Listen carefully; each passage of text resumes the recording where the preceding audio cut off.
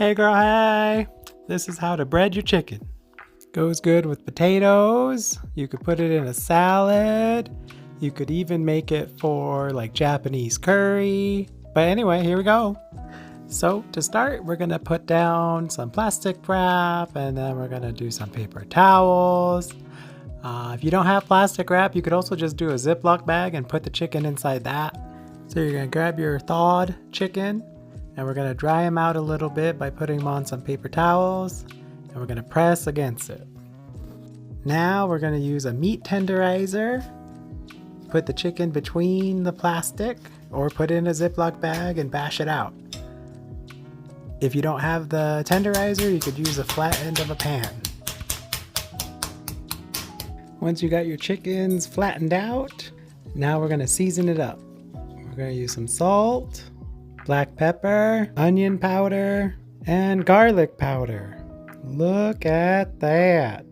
Now we flip them over and we do the exact same thing on the other side. Give it about 15 minutes to let the seasoning sink in, so go look at your plants and see how pretty they are or something. Maybe do some gardening. Do whatever. After about 15-20 minutes for the seasoning to sink in, we're going to place some cooking oil in and set it to about a medium to lowish kind of heat, just slightly.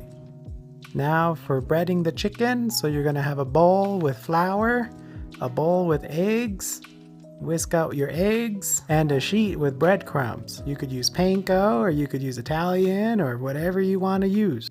So we want to use one hand for dry and one hand for wet. So use your dry hand to put your chicken in the flour first. Press down on it on both sides. You don't want naked chicken. We don't want naked chicken. Next, put it into the bowl with the eggs. Try to swirl it around and then use your wet hand to flip it over and toss it into that egg mixture. At this point, if your roommate sees you doing all this, they'll beg for your attention.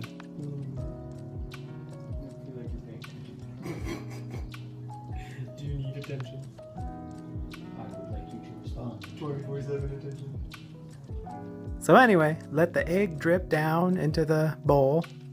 And once you've got most of the dripping gone, we're gonna place it into our breadcrumbs. Press it in. Again, we're using our dry hand for the panko or your breadcrumb part.